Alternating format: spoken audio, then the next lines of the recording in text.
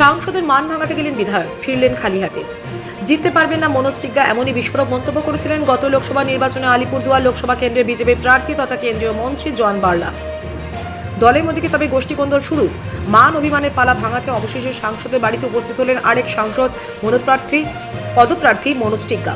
কিন্তু তার বাড়িতে চা খেয়েও পেলেন না তার দেখা। আসন্ন লোকসভা নির্বাচনের টিকিট না পেয়ে মঙ্গলবার বিস্ফোরক মন্তব্য করেছিলেন কেন্দ্রীয় প্রতিমন্ত্রী, আর তাই মান অভিমান ভাঙাতে তার বাড়িতে বুধবার উপস্থিত হন মাদারিহাটের বিজেপি বিধায়ক। তবে দীর্ঘক্ষণ ধরে বসে থাকলেও জন বার্লা দেখা পেলেন না তিনি। দেখা না পেয়ে কেবলমাত্র চা পান করে নিরাশ হয়ে ফিরতে হলো তাকে। এদিকে পরিবারের সদস্যরা জানান রেলের একটি অনুষ্ঠানে যোগ দিতে বাড়ি থেকে বেরিয়ে গিয়েছেন মন্ত্রী, কিন্তু বাড়ি থেকে ঢিল ছোড়ার দূরত্বে বানারহাটে সাংবাদিকদের মুখোমুখি হয়ে মনোজকে নিয়ে আবারও আক্রমণ করল জন বার্লা। তবে দেখা না পেয়ে মনোজ সেদিন বলেন কাঞ্চনকন্যা এক্সপ্রেসের স্টপেজ দেওয়া হয়েছে মাদারিহাটে, সেই অনুষ্ঠানে যোগ দিতে মন্ত্রী বেরিয়ে গিয়েছেন, আশা করি পরে দেখা হবে।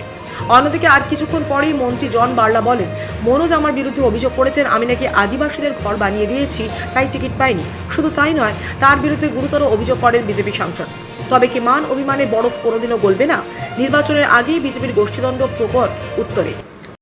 সম্মানীয় আমাদের সাংসদ এবং মন্ত্রী সাথে দেখা করতে এসেছিলাম, যেহেতু দল আমাকে প্রার্থী হিসাবে ঘোষণা করেছে, তো তাই আবার বড় দাদা হিসাবে, এমপি হিসাবে, মন্ত্রী হিসাবে ওনার আশীর্বাদ দরকার আছে। তো উনি বিশেষ কাজে ব্যস্ত আছেন এবং যেহেতু আমরা ডিমান্ড করেছিলাম যে মাদারিহাটে কাঞ্চনকন্যার স্টপেজ দিতে হবে, তো সেখানকার স্টপেজ আজকে ডেট দিয়েছে ডিআরএম স্যার, তো উনি সেখানে ব্যস্ত আছে, সেই জন্য এখানে আবার এসে দেখা করবো। বরফ কি বললো? কালকে তো উনি ব্যাপক ক্ষোভ প্রকাশ করেছেন। জন্মালা কি দেখা করলো আপনার সাথে? না, উনি কাজে ব্যস্ত আছেন, ঠিক আছে। আমরা ডিমান্ড রেখেছিলাম যে মাদারিহাটে কাঞ্চনকন্যার স্টপেজ দিতে হবে, তো কালকে হঠাৎ রাত্রে নোটিফিকেশান হয়েছে যে আজকে স্টপেজ হবে, আজকে থেকে শুরু হবে, তাই উনি সেখানে গেছেন। আমরা তো দেখলাম আপনি অনেকক্ষণ বসেছিলেন, জন্মাল্লা বাড়িতে থাকলেও বের হইলো না, কি বলবেন? না না, উনি কাজে ব্যস্ত আছেন, দেখা হবে ওনার সাথে। হ্যাঁ, কার্যকর্তা যখন ঘোষণা হয়েছে আর সারা রাত কাল অবধি ওরা শুইতে পারলো না, ওর ঘুম ভেঙে গেছে, আর সব কার্যকর্তার চোখে জ্বলে ওরা কাঁদছে, এটা কিভাবে হলো। যারা কাঁদাইছে আমাদের কার্যকর্তাকে, আমাদের পুরা ডিস্ট্রিক্টকে বলবো, পুরা চা বাগান মজদুরকে কাঁদাইছে, সাধারণ মানুষ কাঁদছে যে টিকিট কেন জনদা পারলো না বলে কাঁদছে। আর কাঁদার পরে আমি ওরা দেখা করতে আগে তো আসলো না, টিকিট পাওয়ার আগে আমাকে বললো না, আর পাওয়ার পরেও বললো না। 2 দিন আমাদের ছেলে চা বাগান মজদুররা কাঁদছে, দাদা এটা কি হলো, দাদা এটা কি, আমার ঘুম ভেঙে গেছে, আমি সকাল 5টা ঘুমাইছি, কিভাবে আমরা থাকতে পারছি না, আমার কোনো এনার্জি আসছে না। যে আমাদের এনার্জিটা ভেঙে দিয়েছে, ঘুম ভেঙে দিয়েছে, তাহলে কিভাবে আমি ওর সাথে দেখা করব? আপনাদের সংগঠন কি ভেঙে দিয়েছে? অনেক ভেঙে চেষ্টা করছিল কিন্তু পারলো না। সব থেকে কলপ্রিট ওইটাই। আপনি কি তবে আজকে নিজে দেখা করলেন না ওদের সাথে? না, আমি ওরা কালকে আমাকে ফোন করেছিল, আমি ঠিক আছে আসো, তোমরা আমার বাড়িতে আসতে পারো, চা খাইতে পারো, চাটা খাওয়াইছে, কিন্তু আমি বললাম আমি দেখা করবো। জনবাবু, আপনি কি তৃণমূলে যোগ দিচ্ছেন? এইরকম কোনো আমার চিন্তা ভাবনা নাই। আপনি কি বিজেপিতে থাকবেন? আমি এইখানে থাকবো, আর মানুষ যেদিকে বলবে আগামী দিন ভোট দেওয়ার জন্য, নিশ্চয়ই মানুষের কথা, জনগণের কথা, চা বাগান মজদুর এইখানে যাদেরকে লিড দিয়েছি, হ্যাঁ, যাদেরকে এতদিন সেবা দিয়েছি, আজকেও আমাদের উনি তো বলেছেন আমি কাজ করি নাই, হ্যাঁ, জনবাল্লা কাজ করে নাই, দিল্লিতে কলকাতাতে বলেছে, আজকেও আমি রেল স্টপেজ আছে, উনি বলছিলেন আমি 60,000 ভোট দিয়ে আমি মাদারিহাট জিতাবো, উনি বলছিলেন আমাকে একটা ট্রেন স্টপেজ কাঞ্চনকন্যা লাগবে, আমি আজকে কাঞ্চনকন্যা আজকে স্টপেজ করাচ্ছি, এটা জনবাল্লা করেছে, তাই জন্য যাবেন? হ্যাঁ, আমি নিশ্চয়ই যাব, আমি যখন করেছি আমি নিশ্চয়ই যাব, ওইখানে তো উদ্ঘাটন করব। আর উনি যে আমাকে রিপোর্ট দিয়েছে কলকাতাতে, দিল্লিতে, যে আমি বাড়ি ঘর বানাইছি, একটা কথা, আমি বাড়ি ঘর বানাইছি, আমার বাগানের জমি নাই, কিন্তু আমি বাগানে আমার থাকার জন্যে এতদিন যারা পঞ্চায়েত মেম্বাররা জিতলো, জিতার পরে থাকার জায়গা নাই, ওদেরকে বাড়িতে থাকার জায়গা নাই, ছেলে মেয়েকে নিয়ে পঞ্চায়েত মেম্বাররা আমার বাড়িতে আরকে বাড়ি বানাইছি বলে তো ওদেরকে শরণ দিতে পারছি। 50 জন 60 জন আমার বাড়িতে 2 মাস, হ্যাঁ, টিএমসি থেকে অত্যাচার হয়ে এরা এখানে থাকছে, বাড়াইছি বলে। আজকে তো এটা সুবিধা মানুষ পাচ্ছে, আর ও আমার বাড়ি পিছনে লাগেতে জন বাড়ি বানাইছে। আরে ভাই, নিজে বীরপাড়াতে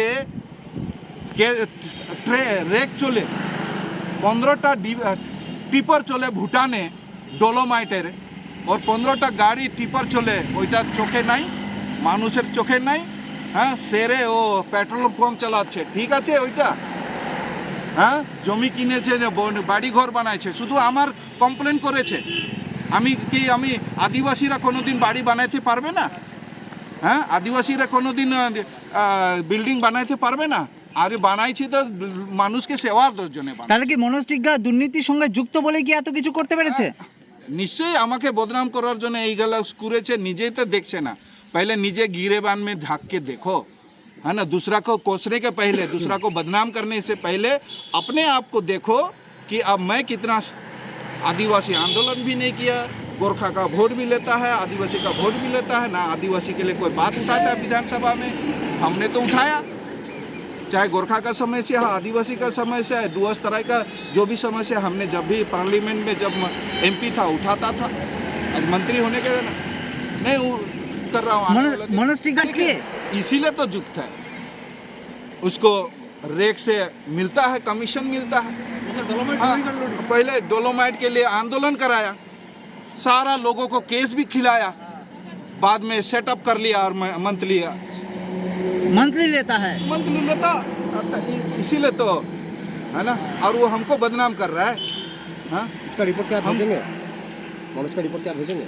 जरूर भेजेंगे। हाँ, हम क्या भेजेंगे, दुनिया जानती है। আরেকটা বিষয় উনি বলেছেন যে প্রার্থী নির্বাচন কমিটি প্রার্থী ঠিক করেছে, সেখানে কারো হাত না নেই। না, আগে ইলেকশন কমিশন সিলেকশন কমিটিতে আমিও তো ছিলাম, আমাকে কোনো কোথায় ডাকলো? কমিটিতে লিস্ট আমি দেখাই দেবো, সেটা আপনারা জানেন। আমিও ছিলাম কমিটিতে, মনোজ টিগ্গা নিজে ছিল না, কিন্তু আমি ছিলাম।